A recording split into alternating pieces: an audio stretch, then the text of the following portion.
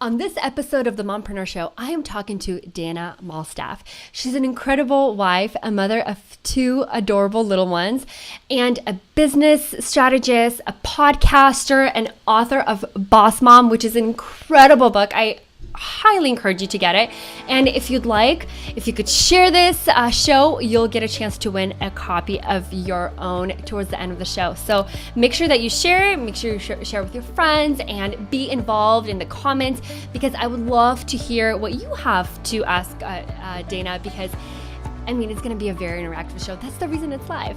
All right, I'm Vicky, your host, and this is a show that features amazing stories of the most remarkable mom entrepreneurs. I am so excited to welcome Dana to the show, but first, we got to do an intro.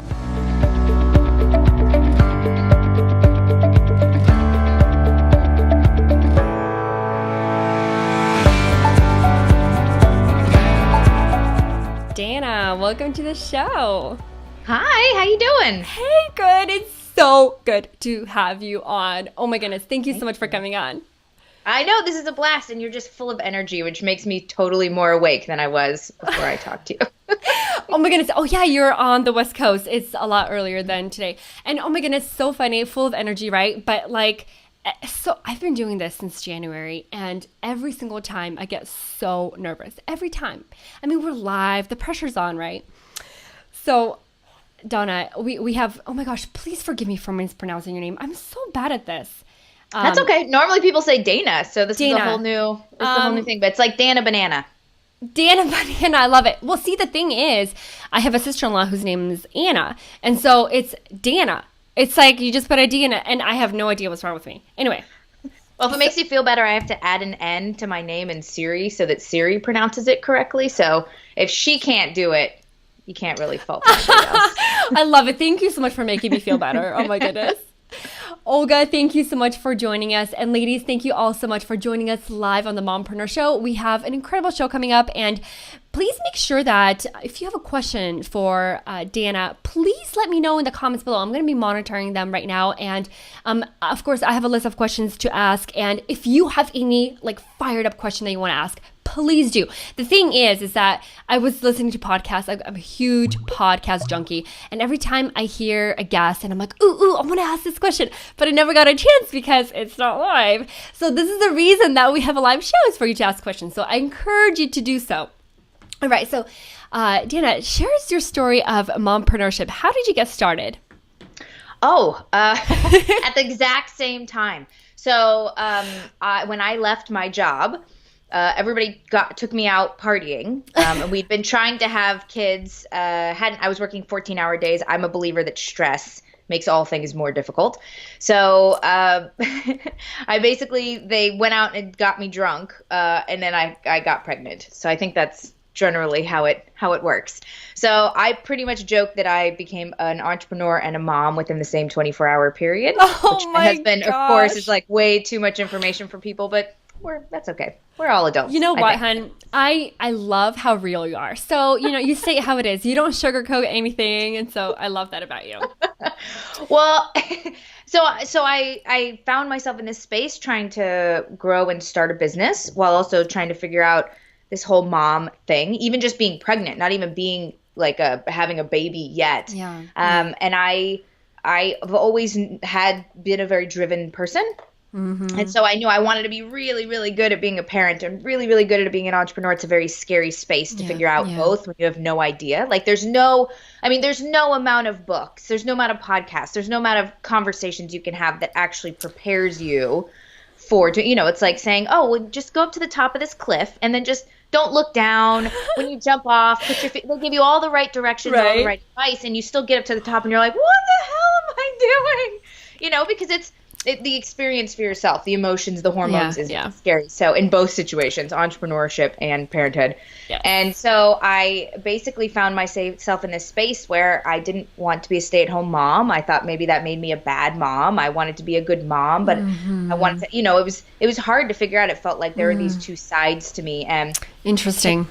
It took me a long time to recognize that it's all very much infused. In the Boss Mom book, I talk a lot about I don't believe in work-life balance. I don't believe there is a balance. I don't believe there's a scale. I believe that it's a big bucket of mess. that's all in there. And everything we can learn from different experiences, whether it's business or babies, can help us with both. And we can like jumble it all together to not feel like we have to separate it all out and make meaning of it all very separately and have its own weight in our life. And that if we don't have enough weight over here, it means this thing isn't as important or doesn't matter. And I think every day our priorities change, and sometimes my kids come first and sometimes my business comes first. Yes.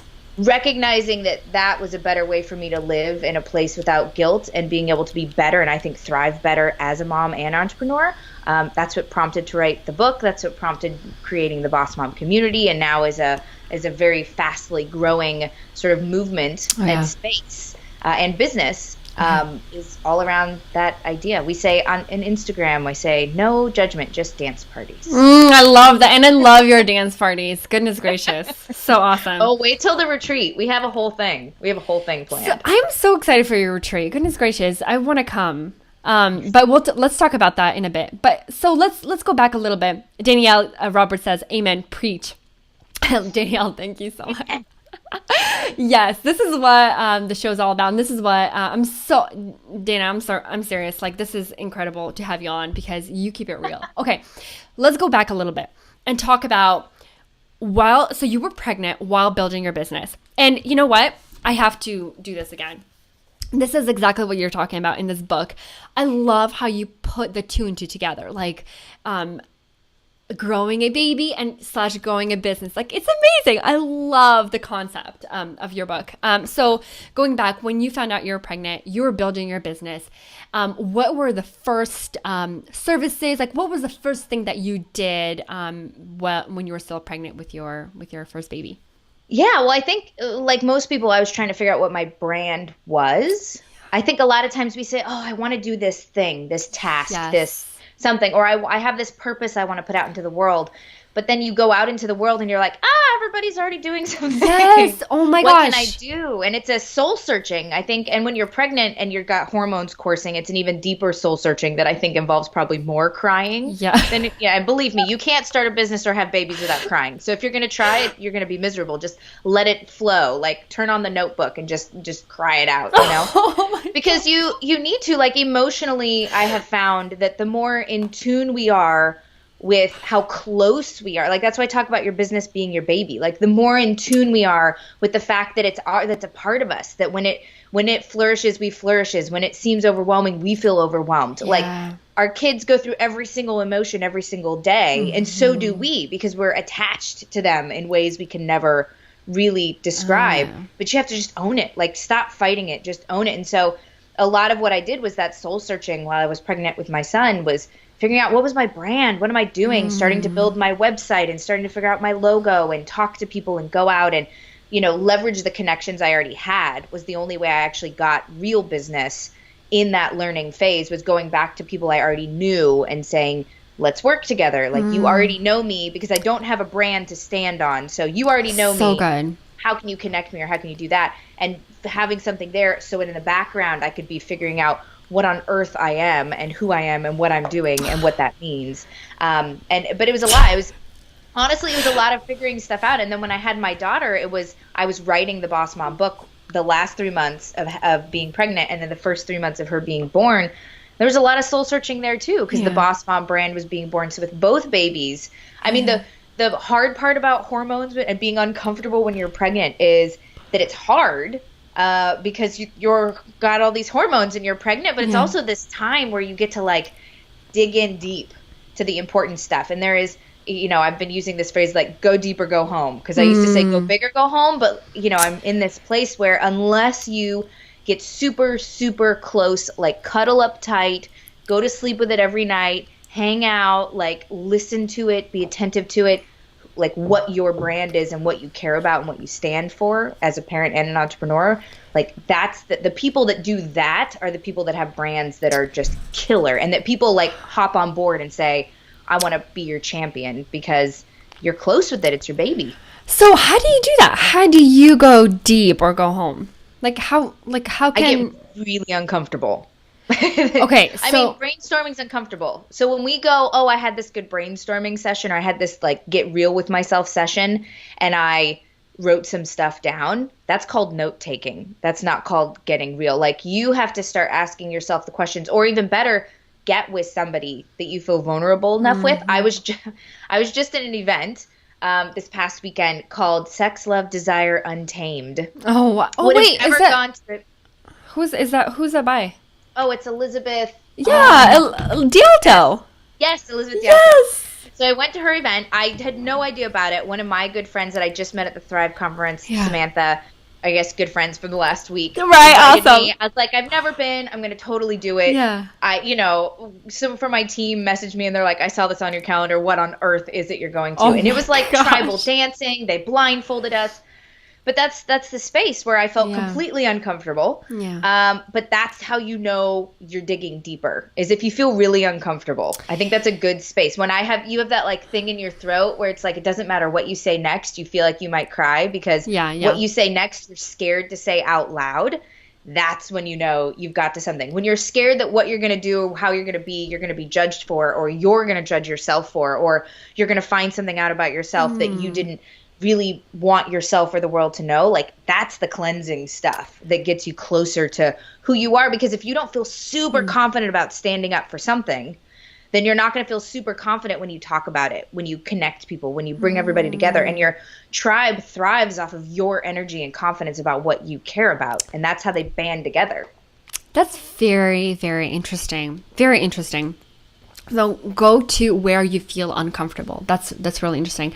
And yeah, Elizabeth is crazy. I've met her a couple of years ago, and she is something else. She's a powerful woman. Yeah. Yes, powerful. Like I said, a lot of fun and also totally out of my comfort zone. And people say that a lot, like, get out of your comfort zone. But what does that really mean? Exactly. It means saying yes to opportunities that you wouldn't normally do. It means connecting with people that maybe you wouldn't normally connect with. It means going to events that maybe aren't your complete niche and experiencing that. Yeah, because when someone said, hey, Dana, you should do this with me on Friday. And I was like, oh, that title kind of weirds me out. I don't know how I feel about that. And then I said that was the exact clue in my brain to say yes. Okay. And do it and experience it. And it was awesome. I mean, I danced for like 90 minutes blindfolded in a room with 30 other women that were also blindfolded, just like enjoying the dance. And it was awesome. Sounds something Elizabeth would totally do. Love it. All right. So you mentioned confidence. Wait, no, before we go confidence, I want to pick at what you said about getting deep and having a brainstorming session. And so imagine, okay, I just want examples. Like, for example, I take my notebook and I sit down and I just have a heart to notebook. And would that be considered going deep?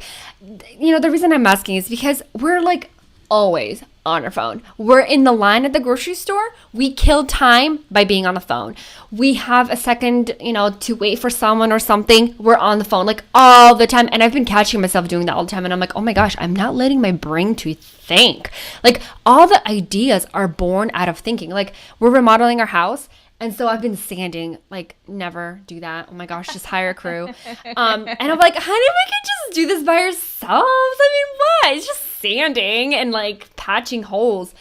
And so I can't have my phone with me because it's so dusty. So I'm like, mask on, gloves on, can't listen to anything because my phone is away. And I'm just thinking, and so many ideas, so many things came up that otherwise it would never. And I'm like, oh my gosh, I need to take some time to think and brainstorm because I don't do that all the time. So please share, like, what is your definition of going deep? Yeah. So I think if you can't draw, okay, so let me put it this way. The brainstorming visually is this brain dump of information, right? And then you basically, or let me do this. Before you start brainstorming, you have to have the idea, like, what do you want to brainstorm about? Is it how you're going to move your business forward? Is it how you're going to structure a podcast you're starting? Is it what's going to be in your book? Is it an event? Whatever that is. So you start small, and then the brainstorming becomes the brain dump of just thinking, like a throw up of like everything in your brain, right? And then the refining process to come to actual, like, how are you going to implement, how are you going to use it, then pares down. So it kind of ends up being like a snake that ate an elephant is the visual, right? And so for me, at the end of brainstorming, of the brain dump, is a picture.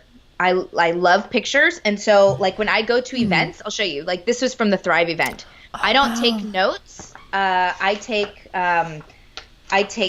pictures. So I don't do like, this is literally how I take notes at a conference. Because oh my gosh. if I can't pare it down to the simplest essence of what it actually means to me or what I might do with it, then to me it's just notes that you're going to never, or maybe look back on but not recognize it. So I would take all those things in your head, and you have to draw, if you were going to simplify it to an absolute just picture of what is it as a Venn diagram, what is it as a flow of something somebody's going to fill out, like what is that end thing that would help be as simple as possible visually.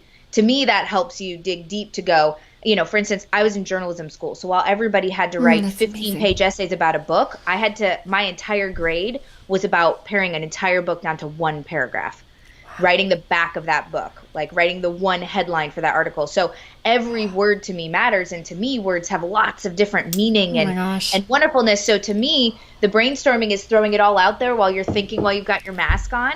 But the digging deep is saying, if I could only use 3 words to say what's going to happen, or if I had to draw a picture, and you have to be really, really close and comfortable with what those words are and what they mean and what they do for you and what the implication is and what the impression is and what other people are going to, do with them and feel with them, that to me, it's the paring down that's the digging deep, which seems counterintuitive because you think the digging deep is just all the thoughts that you have. But to me, the digging deep is committing to the simpleness of whatever it is you're going to do with all of that stuff. Oh, okay, this is so good. I'm going to have to go back, listen to this on slow-mo and pick out all these golden nuggets because there's a lot of them. Thank you so much. That was really good. Oh my gosh. Okay. So, we really need to take the time to do that. Like mamas who are listening, like it's so important. I know that we're all so busy doing stuff and like, to me personally, like I'm not doing anything if I'm not seeing like progress. And to me, brain dumping is not progress. Like that's how my brain thinks, and which is so sad, but it's so important because every time I do a brain dump, it is so clarifying to where I'm going. And, we talked about clarity on the show before. And I'm sure you can relate, Dana, because it's like you see clear, but you don't. And it's like you see today or tomorrow, but then it's like, again, like, who am I? Why in the world am I here for? Can you share a little bit about that? Like, how did you define the Boss Mom brand? How did you define like where you're going and where you want to be? Yeah, I think for me, I started to create lists of things that sat with me, like things that were important to me. And so for me, it was that, okay, I've got my story, so I can define my story. And then for me, it was, I can still be a good mom and a good entrepreneur at the same time. What does that mean? And I just start writing things out. I mean, ultimately, I'm a big believer in manifestos because when we start to say, what do I believe in? What world do I want to live in? Like, what do I know to be true? Like, what are all those things that we want, to start writing those down? And I would just kind of list them if I were a mom, just a mom, like what's important to me. And if I'm just an entrepreneur, okay, well, and so I'd start to outline that. But then honestly, I had hired people. So when I was writing the book, I had a book coach. I hired somebody to brainstorm with me, literally a copywriter that her entire job was just brainstorming, because I'm a talker. So if I know I'm a speak to think person that's a true extrovert, then my best ideas happen when I'm speaking. And so I need somebody to speak to, that what she's good at is deciphering what I'm saying and then playing back to me as it pared down. And so I knew that, so I hired somebody. If you're a speak to think person, a speak to think person. I'm the same way. Introvert, if you're an introvert, then write it all down and then send the writing to somebody who can pull out for you. So whichever way you work, bring somebody on your team. And then I actually went out and allowed the community to help me make decisions, so that it, one, created buzz, but two, actually helped me make decisions about, like, I care about these things. Which things do you care about, and what resonates with you, so that they could tell me. And then I got a bunch of those people to actually be on just a volunteer team to read the book, to help me through the book, to help me through things. And I still do that all the time today, about within the community. Like, how do you feel about this? Like, does this set with you right? Like, am I on the right track with this? Because honestly, like, even in the digging deep, I don't believe you can come to real, true aha moments all by yourself. I mean, community people. So even if you sit in your room and thinking through, you now I've got an idea, I've got this thought, and now I'm in this my own sort of paradigm of how I see the world. And the only way to, I feel like, really solidify in your soul that that's something that's an aha moment for you is to talk to somebody about it. Yes. And have them go, oh, that's amazing. Did you think about it like this? Or this resonates with me like this. And then that gives it space to like settle in and sort of like, you know, wedge its way in there into your soul, and it becomes part of you. And so your aha moments aren't just things on a piece of paper. Your aha moments become like part of you and your story, and then you start talking about them. And I integrate my aha moments into my life so much that I've gotten really good at seeing them really, really quick. How do you do that? My process. Well, like for instance, if you take notes, right? So you say, oh, I'm a note taker. Grab 3 colored highlighters and 1 color highlight. You know, pink is things that could be podcast topics, and blues are things that could be really things to email, great to email your notes. And, you know, green is something that could be coursework and things like that. And so I just start doing that, where I then can go back really quickly and go, okay, well, these were 5 podcast things. I'm going to, you know, see how that works with my community, and I'm going to send those 3 things out. And then you just have a like circle, highlight, whatever you want to do that are there's something deeper here. There's a meaning here, and I don't know what it is. And then I pull that thing out of the note and go, okay, what can I do with that thing? I'm going to hop on a discussion with somebody, or I'm going to, you know, talk to my husband because that's the right person, or my mom, or my team, or sit down and make that one phrase a whole new page of notes. And that's how you just go down. And then that way you can dig one thing out, but then go back to your highlighted things and go, okay, I can touch those, like the forget-me-not place or the parking lot place where you can go back to. And that way you don't forget things, but you don't feel like you have to have all of this in your brain to execute. You can just pull out the little tiny segments of it, because at any given time we've got a million ideas in our head, and the hardest part about being an entrepreneur is focusing on one at a time until that thing works for you. And once that thing works for you and you're making money on it, or you've built the community, or whatever your goal is, then you can do the next thing. And so these sorts of exercises help me do the focus, so I don't feel like I'm forgetting those things, but I can prioritize the time and importance and what I'm going to really focus on. Oh my gosh, that is so good. That is so good. Ladies, I hope you're taking notes, but if you're driving, don't. I want to say again, thank you so much for joining us, Liz Thompson, picking up 6 kids from school and thinking about all the work that isn't getting done right now. Liz, sweetheart, I'm so sorry your kids are sick, but please don't think about the work that's not getting done right now. Like, be here with us, okay? You got this. You can do this, okay? She can. And she's an amazing book editor, and she does amazing work. And that's a lot. It's a lot of kids. Oh my goodness, Liz, you're amazing. Thank you so much for taking the time to join us. Irina, thank you for coming on. And Natalia, thank you so much. You know what? I love that too. She said, go deep or go home. I love that. Me too. Veronica, thank you so much for joining us. And Natalia says, putting notes into pictures is such a great idea because I'm a visual person. I need to try this. Me too. So good. And Mickey says, yes, one at a time. That's been hard for me, but I know it's super important. You know what? I was talking to a business mentor one time, and he's like, Vicky, you need to focus on this idea. You need to focus. And I'm like, okay, yes, I need to focus. And I'm like taking notes. And he's like, do you know what focus means? I'm like, well, like, you know, like really focus and do it. And he's like, no. Focus. And he gave me like, what is it called? An acronym. Follow. One. No, hold on. Let me write it down. Oh my gosh. Okay. Follow one course until successful. And I like that. Yeah. So follow one course, like whatever your idea is, follow that course until successful, until you reach, like you said, until you reached the goal that you wanted to reach, and then you can move on to the next idea. So I love that. And you touched on something, by the way, that means you have to have a goal. Exactly. Which is what a lot of people do. They get an idea, they follow a path, and they go, well, I'm going to do this thing. Yeah. But they don't actually know what that sort of end in mind, the Steve Covey, thing, and what is that end in mind. So for everything that you do, I believe I don't believe in homeless tasks is what I Yeah. call them. I Everything love should be part of a larger project, Love that. and the larger project should have a goal. So if you don't have goals, if you can't trace the task that you're doing right now to a goal, like if you're listening to this episode and you're just listening to listen, then you're not going to actually use anything that we talked about. You're not. But if you said, you know what, I'm creating an opt-in for my website and I'm listening to this episode because I want to recognize how I can launch it in the next week or how I can do this thing. Now you can take anything I've just talked about and figure out how you're going to apply it. So every time you're doing anything, if you have the goal in mind of what it is you're focusing on, then everything that happens in your life, from talking to someone at your kid's daycare to, going to the grocery store to being on podcasts and, shows like this, you can apply it to how it's relevant to the thing you're focusing on. And that is when the magic starts to happen. Exactly. Because all the information that seemed like the shiny object syndrome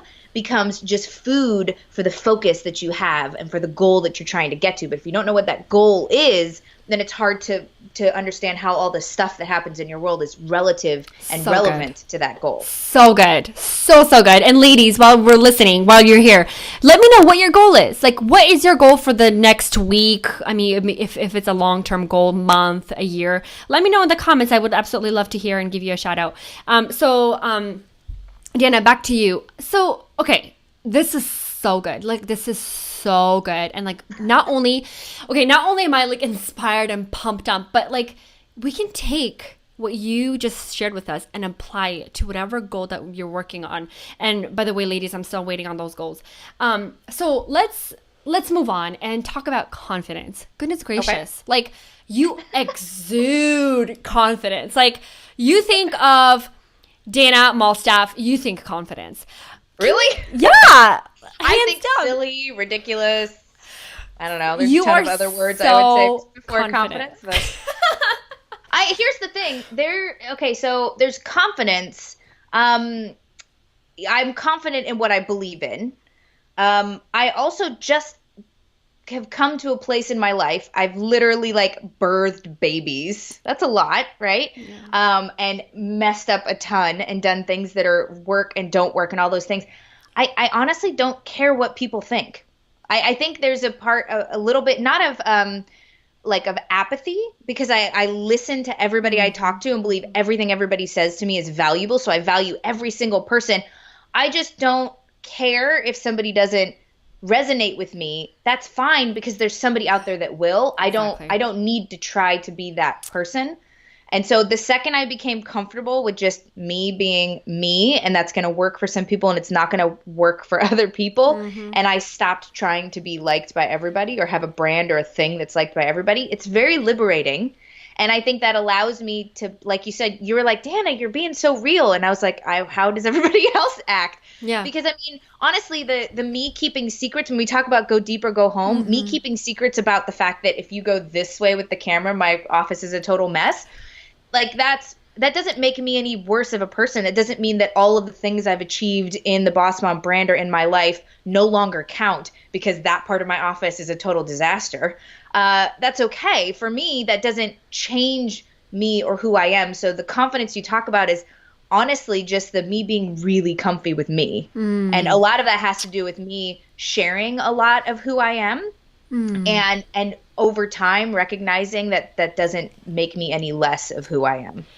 That is so powerful. And I know I keep saying that. That is so good. Oh my goodness. Be comfortable with yourself. That's so good.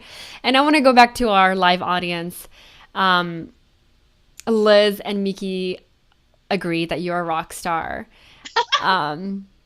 Veronica Lamb says, follow one course until successful. Love it. Yes, I love it too. And Miki also said that. Veronica, your goal for the week is to finish writing the slides and scripts for the next course. Oh my gosh, that's a huge goal. Congratulations, hon. You got this. And so, how can you apply what we've talked about here into what you're doing? Focus? Is it brain dump? I would love to hear. Irina says, create stability, focus, calm, and presence through my yoga course offering. Sorry, I don't know how to read. No, I do. Sorry. Irina, that's so good. That is really good. I love the words that you use. It's something that Dana talked about. Be very, very specific and with the words that you use. And I love that. Mickey said, my goal this week is to write a couple of blog posts that focus on helping my target market. I love that. I love that. Thank you so much for sharing that, ladies. And I know more. And I love too when you say writing blog posts that focus on my target market. The goal has to be, what do you want those blog posts to do? Because we can just write words or stories or things. I find a lot of people write a lot of content and then they don't understand why the content doesn't get them what they want. And so you have to know what you want the content to get you before you write it. So Mickey, when you're going to go sit down to write, say, I want it to be helpful and applied to my, the women in my community. What do you want it to do for them? Is it meant to inspire them? Is it meant to be tactical and pragmatic and give them actual information they can implement? Is it meant to make them feel like they're not alone?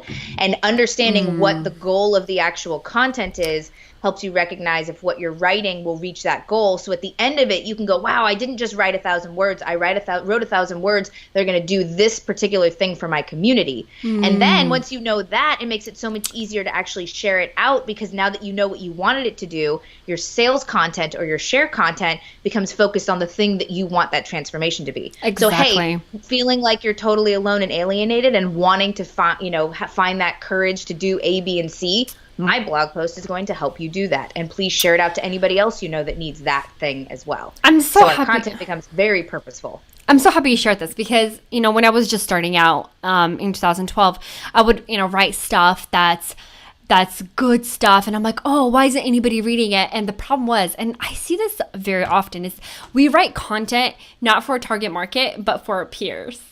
It's like, hey, I'm a coach and I'm going to write about how I set up my coaching calls. I mean, that's good if that's what business is. You know what I mean? If that's your market, like to teach other coaches how to set up calls, then go for it. But oftentimes, so ask yourself, am I writing for my peers or am I writing for my market, my target market? Yes. So and your job is to bridge gaps, right?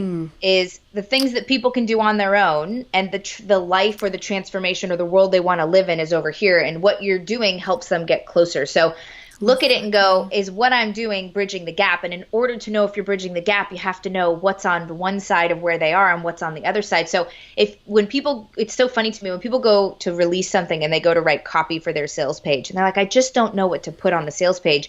In my mind, I'm going, you should have been able to write your sales page before you ever made copy.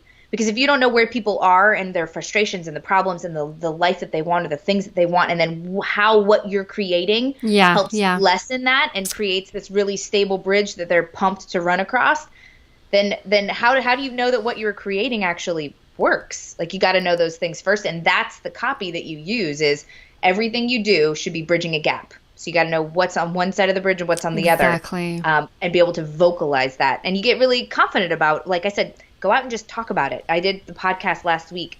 I said, like, fumble over your words. That's totally okay.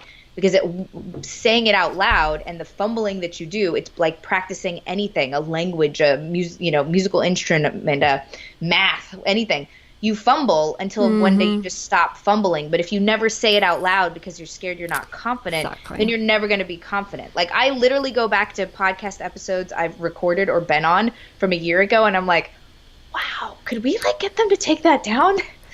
That did not go as well as I thought it would. It maybe sounded good at the time, and then I go back and I'm like, I'm a different person. I've got better words, but that's okay. Because if I didn't do it then I wouldn't have come to where I am now. And so if you just don't say it out loud, you're never going to get to the space where saying it out loud feels comfortable. Oh, I love that. High five. That is so good. And, I have these thoughts too. It's like, oh my gosh, I started my show in January. Can I just take those episodes? Can I just start over? Just take the same guests and just start over. But again, I have to remind myself I wouldn't be here if I wouldn't start then. So don't be afraid to start, even with your imperfections, with your with no experience or whatever. You'll get there. And I just want to go back to our live audience, and Liz and Irina are just like totally talking about how awesome you are and what an awesome business coach you are.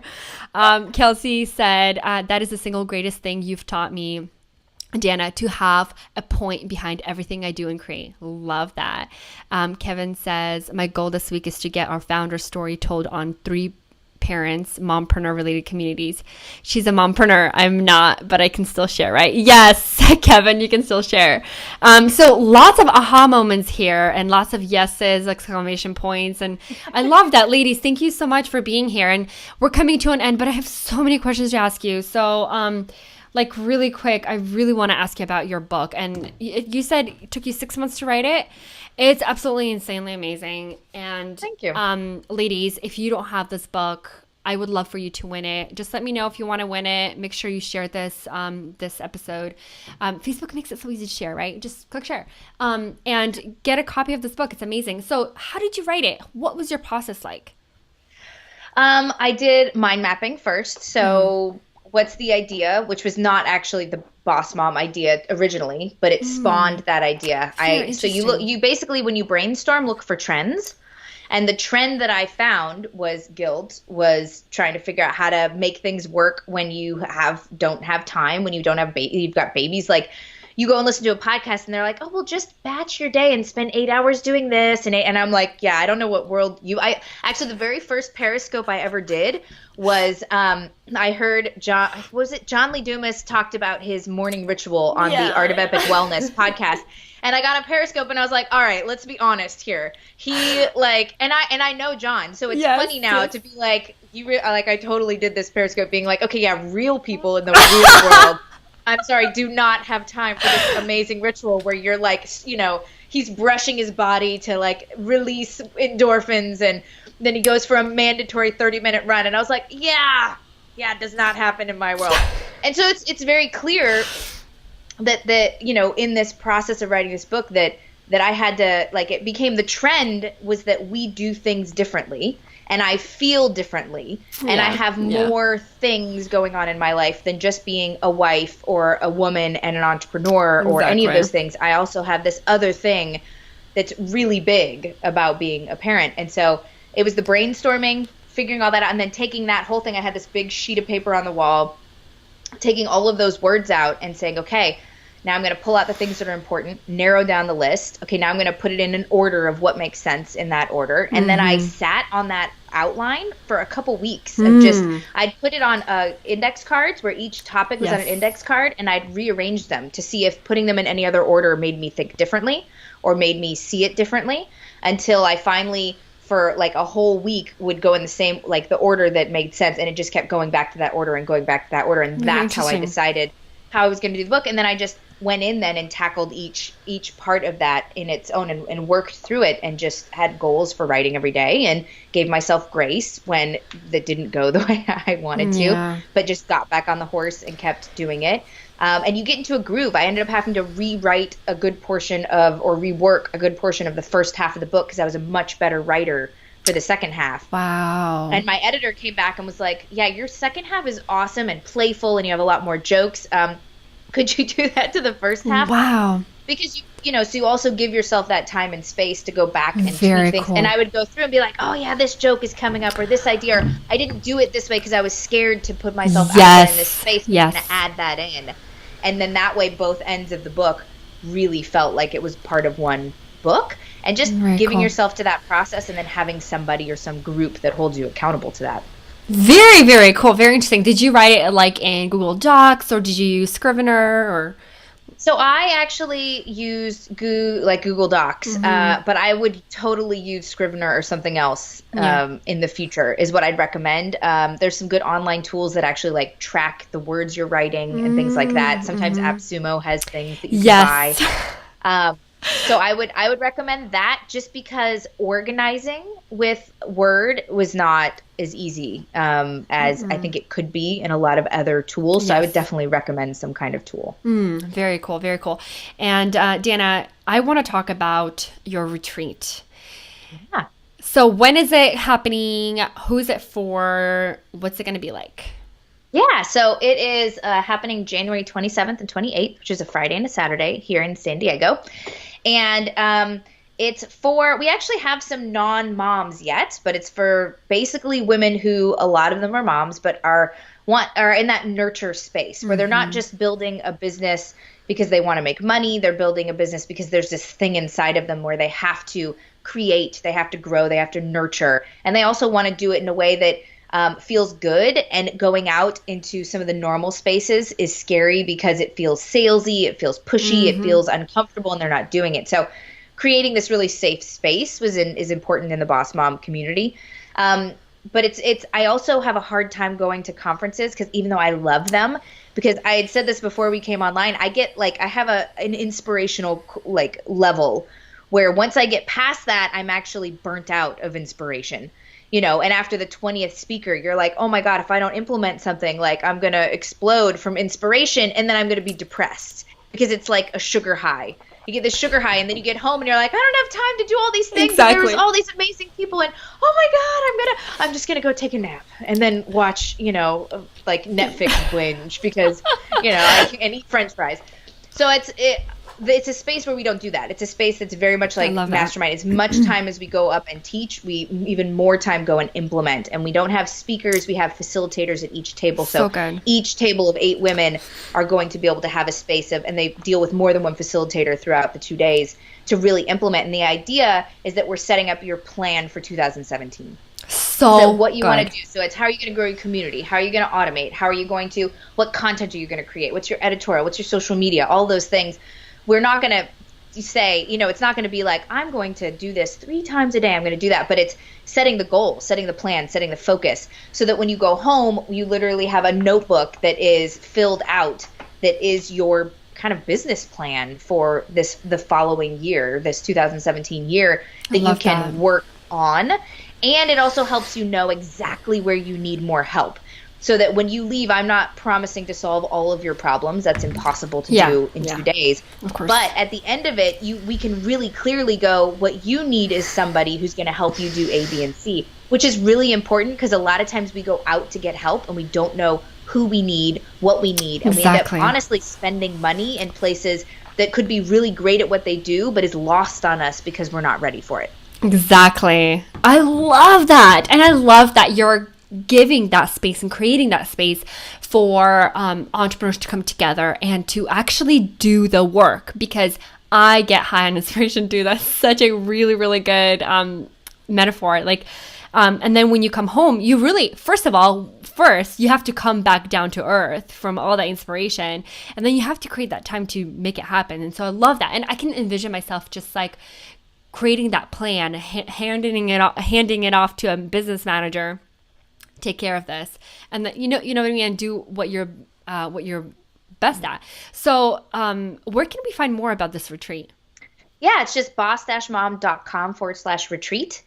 And the fun thing too is I love Ellen's show, I love all Oprah, those kinds of things. We're infusing some of that in there. So we're how can we have some prize that's under somebody's chair? How can we, I love that.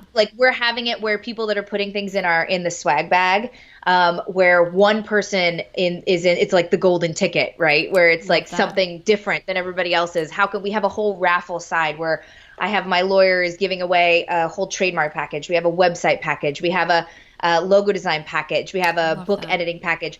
All of those things where the more you engage, the more raffle tickets you get, so that you can potentially win. So I was like, how can we make it fun and engaging, kind of like a fun game show where there's dancing and enjoyment, but we're also digging in so that you're not exhausted from being an entrepreneur. You get to feel like a woman. You get to feel like someone that's just having fun. You get to feel relaxed. So it's a nice mix of bringing you from different places. Like Irina, who's on, she's going to be doing yoga with us. We have a bunch of fun stuff, Lila from the Higgins Creative. She designed our I Heart Your Face mugs. Oh, they're so cute. Oh my gosh. She's going to be doing a breakout class that you can do if you want with a glass of wine and learn how to do the hand lettering and stuff. So yeah, awesome. We joke it's like a mastermind, dance party, and what is it? And a retreat had a baby, or a spa day baby. I can't remember. It's 3 things had a baby. Oh my gosh. Fun. That is so funny. All right. Dana, thank you so much for joining us. Like, this was a lot of fun. And thank you all so much for joining us live. This was so much fun. I really, really appreciate you, hon. Yeah.